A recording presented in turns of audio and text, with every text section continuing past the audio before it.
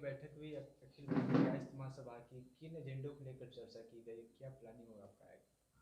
Actually हम लोग अखिल भारतीय कायस्थ महासभा के बारे में, जैसा कि आपको जानकारी है कि ये 134 साल पुरानी संस्था है और इस संस्था का जो पूर्व इतिहास बहुत ही शानदार और मजबूत रहा है। हमारे देश के प्रथम राष्ट्रपति डॉक्टर राजेंद्र प्रसाद कभी इसके अध्यक्ष हुआ करते थे, राष्ट्रीय अध्यक्ष।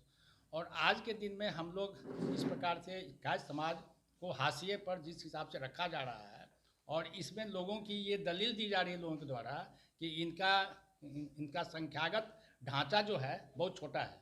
तो हम लोग बैठे हैं कि हमारे जो सदस्य सुदूर देहात तक फैले हुए हैं उनके लिए संगठन को मजबूत करें और इससे लोगों को पता चले कि हमारी संख्या कितनी है। ये बुद्धिजीवी समाज हर क्षेत्र में, चाहे वो आज़ादी का स्वतंत्रता का आंदोलन रहा हो या देश के विकास की बात हुई हो या जिस किसी भी मुद्दे पर जब हम बात करते हैं तो इस समाज का देन देश के लिए बहुत ही ऊंचा रहा है और ये अप्रतिम रहा है।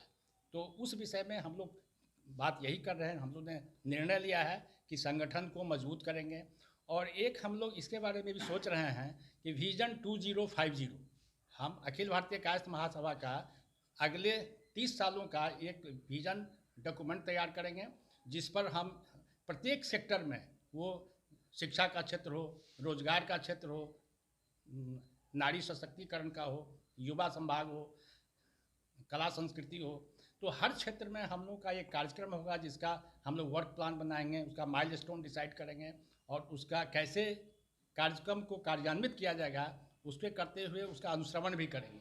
तो इस पर भी हम लोग डिस्कस कर रहे हैं और इसको एक असली जामा पहनाएंगे और ताकि अगले 30 सालों में अखिल भारतीय कायस्थ महासभा का रूप जो होगा वो तो निखरेगा ही, लेकिन इसका इंटरमीडिएट रिजल्ट भी हमको मिलेगा, चाहे अगला चुनाव हो, स्टेट का हो या सेंट्रल का हो, सब में इसका रिजल्ट देखने को मिलेगा।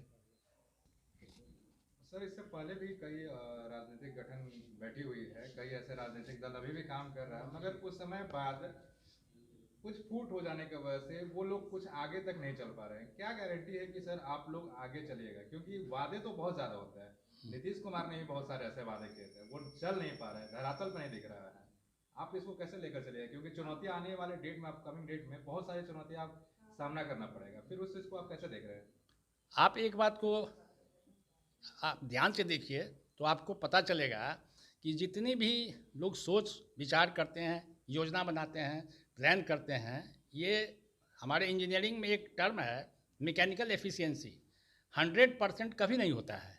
यदि 60% भी हम अचीव करते हैं, 70% भी गोल अचीव करते हैं, तो उसको व्यावहारिक रूप से 100% हम मानते हैं। जहाँ पर विचार का मतभेद होना लाजमी है। जब 10 बुद्धिजीवी बैठेंगे तो सब एक तरह सोचेंगे, ऐसी संभावना नहीं है। तो वो रहेगा। ये जनतंत्र की ये खूबियां हैं जिसमें आदमी के विचारों में परिवर्तन होगा, लेकिन रिजल्ट जब फोकस करेंगे हम, मेरा लक्ष्य कहीं निर्धारित होगा तो हम उसको भी अचीव करेंगे। और ये क्योंकि हमारे भीतर यदि इसकी जिज्ञासा है, मेरा गोल है, मेरा लक्ष्य है, तो उसकी प्राप्ति जरूरी होगी। और जहाँ तक लोगों के विचारों के मत परिवर्तन की बात है तो ये तो होता रहेगा, जनतंत्र में चलेगा भी। लेकिन आप ये भी देखिएगा कि देश आज से 20 साल पहले जहाँ था आज उससे आगे बढ़ा है और अगले 20 साल में और आगे बढ़ेगा। तो ये विभिन्नता आएगी, लेकिन फिर भी हम गोल को प्राप्त करेंगे। अखिल भारतीय कायस्थ महासभा की बैठक है, क्या मांग करते, कितनी हिस्सेदारी आप लोग चाहे, क्योंकि हिस्सेदारी की बात की जा रही है 2025 विधानसभा चुनाव के लिए? पहले तो मैं आपको आज की मीटिंग के बारे में बताना चाहूँगी। हमारे नए पदाधिकारी जिनका अपॉइंटमेंट हुआ है हमारे तरफ से, उन सबों को बुलाया गया है यहाँ पर।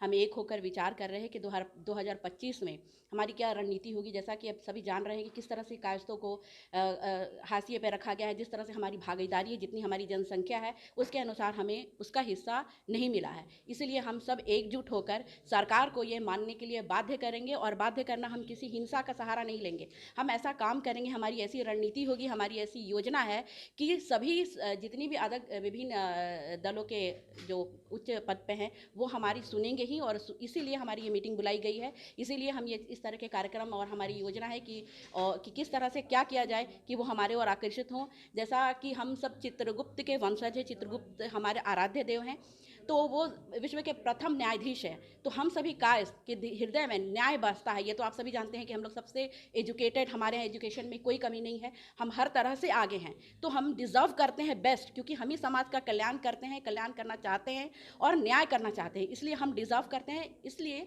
हम चाह रहे हैं कि हम सभी एक हों और बाध्य करें हमें राजनीतिक दलों को कि हमारी उचित भागीदारी रहे, हमें उचित सभी दलों में टिकट मिले और हमारी भागीदारी रहे। एक अहम सवाल है मैम, बिहार में जिस तरह से, क्योंकि आप लोग स्टार्टिंग बिहार से कर रही हैं, और बिहार की मानसिकता की अगर बात की जाए, लोगों की बात की जाए, तो अभी भी यहाँ के लोगों की मानसिकता में एक चीज़ बैठी हुई है कि महिला को आगे नहीं रखना है। और आप एक महिला हैं और आप इस संगठन में काफ़ी बढ़ चढ़ कर हिस्सा ले रही हैं। आपके आगे बहुत सारी बड़ी चुनौती आ रही है, क्योंकि जाहिर सी बात है कि आप काशी महासभा को लेकर चल रही हैं, तो महिलाओं को लेकर भी चलिएगा। बिल्कुल। उन महिलाओं को कैसे आप डाइवर्ट करेंगी अपने तरफ आने के लिए? घर बैठे महिलाओं को कैसे आप लाएंगी बाहर? देखिए, सर्वप्रथम मैं आपको ये बताना चाहूँगी, अन्य जाति की तरह हमारे यहाँ महिलाओं को कुछ केसेस को छोड़कर हमारे यहाँ महिलाएं बहुत शिक्षित हैं। हमारे यहाँ महिलाओं की उपेक्षा नहीं होती है।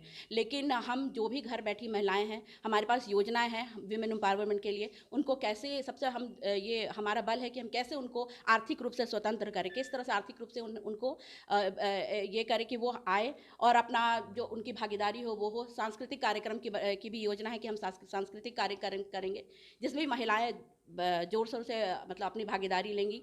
तो इस तरह से हमारी काफ़ी योजनाएं, हमारे अध्यक्ष जी ने बताया कि महिलाएं एम्पावरमेंट के लिए भी हम लोग, जैसे सरकार की तरफ से महिलाओं को लोन दिया जा रहा है, महिलाओं को अलग से एंटरप्रेन्योर बनाने के लिए प्रोत्साहित किया जा रहा है। तो हम सभी इसके लिए वर्कशॉप करेंगे, विशेष रूप से महिलाओं को ये जानकारी देंगे कि किस तरह से सरकार उनको विभिन्न लाभ दे रही है, उनका लाभ उठाएं। तो इस तरह की हमारी योजना है। और ये जो योजना रहेगी, जैसे कि शहरी क्षेत्र से हम लोग बिलोंग करते हैं, तो आपका ये जो कार्यक्रम रहेगा ये ग्रामीण क्षेत्रों में भी रहेगा? बिल्कुल बिल्कुल। हमने जो आज मीटिंग, हमारी ये जो मीटिंग हुई है, इसमें हम लोगों ने पूरे 38 के 38 जिला हमारी गठन होगी। अभी 21 जिला है। हम लोग पूरी कोशिश करेंगे कि इस साल हमारे 38 जिला बन जाए। जिला के अलावा हम पंचायत स्तर तक जाएंगे, वहाँ के भी महिलाओं को जोड़ेंगे, उनको किस तरह से एम्पावर किया जाए इसकी भी योजना हमारे पास बनी हुई है। कुछ शब्दों में अगर बिहार के लोगों को संबोधित करना होगा, अपने महाकाशी सभा में बुलाना होगा, तो क्या बोलेंगे? हम कलम से बहुत धनी हैं, लेकिन हम तलवार उठाना भी जानते हैं। अपने अधिकार को मानने के लिए हमारे पास सब कुछ मौजूद है, हम हर तरह से सक्षम हैं। बस हमें आगे आने की ज़रूरत है। दुनिया को दिखा देंगे कि हमारे पास कलम और तलवार दोनों की ताकत है।